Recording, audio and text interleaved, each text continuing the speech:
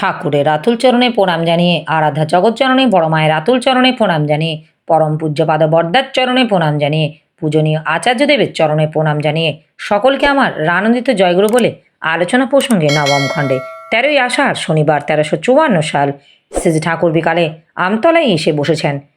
বিজয়দা, কালিদাসদা, রাজেনদা, ঈশ্বরদা, শরৎদা, কাশীদা, মণিভাই, বিমলদা, প্রফুল্লদা প্রমুখ অনেকেই কাছে আছেন।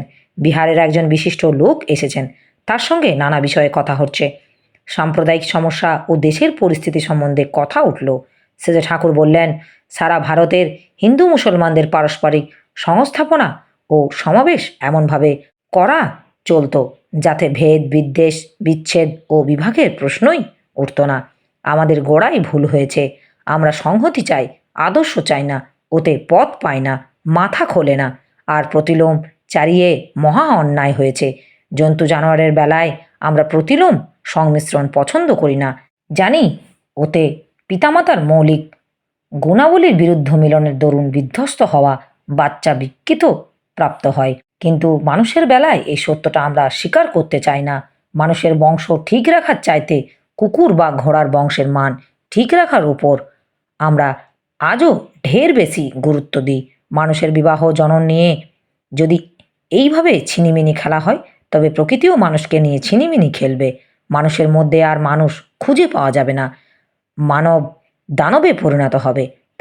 পরস্পরকে নানাভাবে সাবার করে তাহলে থাকবে। এখনও সাবধান না হলে এই বীজ জগৎকে জর্জরিত করে তুলবে। আজ সতীত্বের মান নিচু হয়ে যাচ্ছে। মায়েদের মধ্যে গলদ ঢুকলে সন্তান সন্ততি বুদ্ধি, বিবেচনা ও চলন চরিত্র কদর্য হতে বাধ্য। এইসব গোড়ায় দিকে নজর না দিয়ে গাছের আগায় জল ঢাললে কিছু হবে না। উদারতার নামে উচ্ছৃঙ্খলতায় প্রশ্রয় দিলে ফল যা হবার তাই হবে। যেসব বৃক্ষিতে ধারণা শিকড় গেড়ে বসেছে, তার মূল উৎপাটন করতে গেলে চাই প্রচণ্ড যাজন। শুধু মৌখিক যাজন নয়, আচরণ ও চরিত্র সম্বন্ধিত যাজন, যাতে মানুষ মুগ্ধ, বুদ্ধ ও প্রত্যয়দীপ্ত হয়ে ওঠে। যাজন সাধনার একটা অঙ্গ বটে। যাজন এত প্রাণদ জিনিস যে সমস্ত কোষগুলিকে উন্নত প্রাণন পরিক্রমায় ক্রমে ক্রমে আধ্যাত্মিকতায় ভাবদীপ্ত হয়ে ওঠে। স্বভাবতই যাজন মুখর যে সেই সহজ ধ্যানের চাবিকাঠি হাতে পেয়ে যায়। গীতায় আছে, মন্মনা ভব মদভক্ত মদজাজি মাম নমস্কুরু মাম বৈশাসী সত্যং তে পতি জানে প্রিয় হসি মে সর্বধর্মান পরিত্যাজ মামেকং শরণং ব্রজে অহং তাং সর্বপাপে ভো মোক্ষসি স্বামী মাম সুচ। মামেকং শরণং ব্রজ মানে এক আমাকে রক্ষা করে চলো, আমার নীতি নির্দেশ রক্ষা করে চলো। তা যদি করো তবে আমি তোমাকে রক্ষা করব, তবে কোনো প্রত্যাশার অধীন না হওয়াই ভালো। তাই গীতার মধ্যে আছে, ময়ি সর্বাণি কর্মাণি সং নাত ধাসাত্তা চেতসা নিরাশে নির্মম ভূতা যুধস্ব বিগত জড়। কোনো প্রত্যাশা বা পিছুটান থাকলে সর্বতভাবে আত্মসমর্পণ করা হয় না, আর তা না হলে একমনা হয়ে তার কাজ করার যোগ্যতা হয় না। নবাগত ভদ্রলোক বললেন, আজকাল ভালো লোক পাওয়া দুষ্কর শ্রী ঠাকুর। অসুবিধার মধ্যেই সুবিধা আছে।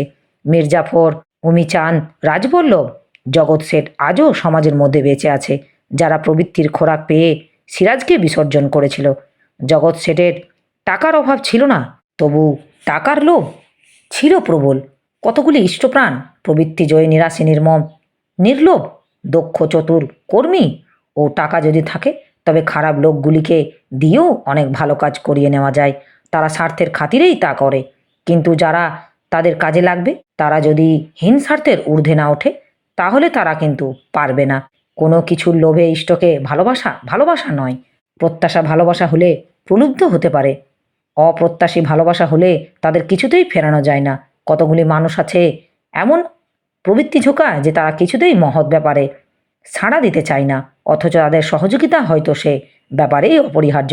সেখানে তাদের প্রবৃত্তির দরজা দিয়ে ঢুকেই সুকৌশলে তাদের দিয়ে কাজ করিয়ে নিতে হবে। এইভাবে কারোর পরিবর্তন হয়ে যেতে পারে, আবার কারোর হয়তো পরিবর্তন হবে না। কর্মীদের এমন দেব পম চরিত্র হওয়া চাই, যা দেখে মানুষ শ্রদ্ধা না করে পারে না। অমন্তর শ্রদ্ধা উদ্দীপনী চরিত্রই লোক জীবনের উদ্ধাতা। প্রফুল্ল, নোয়াখালীর দাঙ্গার সময় অনেকে বাঁচার জন্য গুন্ডাদের টাকা দিয়েও তো রেহাই পায়নি সেজে ঠাকুর। টাকার ব্যবহার হয়নি। সৎ সংগঠনের সময় মতো টাকা দিলে আগে থাকতে এমন অবস্থার সৃষ্টি করে থাকতো যে কোনো বদ বুদ্ধি উঠতে পারতো না।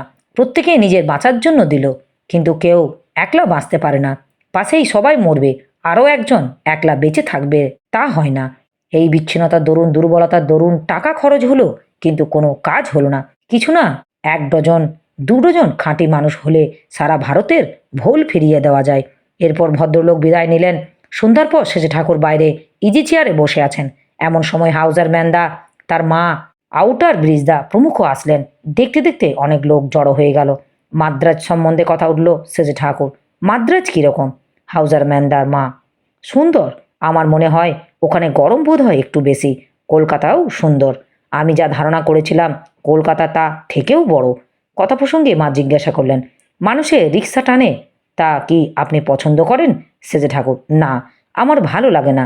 আমার মনে হয় তারা বাধ্য হয়েছে রিক্সা টানতে, অথচ আমরা তাদের জন্য কিছুই করতে পারছি না।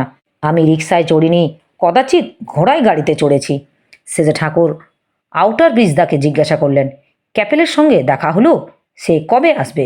আউটার ব্রিজদা: হ্যাঁ, দেখা হয়েছে। তিনি জুলাই মাসের মাঝামাঝিতে আসবেন। একটু বৃষ্টি আসতেই সেজে ঠাকুর বাইরে থেকে বারান্দায় এসে চৌকিতে বসলেন। অন্য সবাই সঙ্গে সঙ্গে আসলেন। মা প্রমুখ বসার পর সেজে ঠাকুর জিজ্ঞাসা করলেন, গোলাপবাগের থাকার জায়গা আছে তো? হাউজার ম্যানদা: হ্যাঁ। মা: এক জায়গায় কলকাতা থেকে অনেক ভালো। বিদেশে এসে সবই নতুন নতুন লাগে, কেমন যেন একটা নতুন জগৎ। সেজে ঠাকুর উপস্থিত বালক বালিকা ও মায়েদের দেখিয়ে বললেন, এরা সবাই খুব খুশি হয়েছে। এরা মনে করছে এদের নিজেদেরই পরমাত্মীয় বহুদিন পরে ঘরে ফিরে এসেছে। এরা কথা বলতে পারছে না বলে দুঃখ করছে। মা: এটা তাদের হৃদয়বতার পরিচয় দেয়। প্রফুল্ল দোভাষীর কাজ করছিলেন। সেজে ঠাকুর হাউজার ম্যানদাকে জিজ্ঞাসা করলেন, এতদিন পরে মাকে পেয়ে কেমন লাগছে? হাউজার ম্যানদা: নির্বাক। সেজে ঠাকুর নিজে থেকেই বললেন, মা কাছে পেলে মনে হয় যেন স্বর্গের নিঃশ্বাস আমাদের চুমু দিচ্ছে। সেজে ঠাকুরের কথার তাৎপর্য হৃদয়ঙ্গম করে মার চোখ ছলছল করে উঠল। এরপর ওরা বিদায় নিলেন। পাবনা থেকে একদল বিশিষ্ট মুসলমান সেজে ঠাকুরকে পাবনায় ফিরে যাবার জন্য আন্তরিক আহ্বান ও প্রার্থনা জানিয়ে চিঠি লিখেছেন। চিঠিখানে পেয়ে তিনি খুব খুশি হলেন এবং কেষ্টদাকে চিঠিখানি রেখে দিতে বললেন। প্রফুল্লকে বললেন, ওর একটা নকল রেখে দে তোর কাছে, যাতে দরকার মতো যে কোনো সময় পায়। এরপর সেজে ঠাকুর কর্মীদের অনুসরণীয় কয়েকটি নির্দেশ সম্বলিত একটি ইংরেজি বাণী দিলেন। ওই বাণী সম্পর্কে আলোচনা প্রসঙ্গে বললেন, অন্যের সঙ্গে যতই দ্বন্দ্ববিরোধ বাঁধব ততই নেমে যাব। আমার একটা শত্রু ছিল না, কিন্তু আমি কখনো আমার আদর্শকে বিসর্জন দিয়ে কিছু করিনি। আদর্শে অটুট থেকে ব্যবহারে নির্বিরোধ হতে হবে। মাথা ঠান্ডা রেখে উদ্দেশ্য সিদ্ধি করতে হবে। হরেন্দা: কখনো কখনো মানুষ রাগে আত্মহারা হয়ে পড়ে না? সেজে ঠাকুর: রাগে আত্মহারা হলেই ঠকে গেলে। আমার এই আলোচনা প্রসঙ্গে কিছু ভুল ত্রুটি হয়ে থাকলে আপনারা আমায় ক্ষমা করবেন। উপস্থিত দাদা, ভাই, বোন, মায়েদের আমার আনন্দিত জয় গুরু।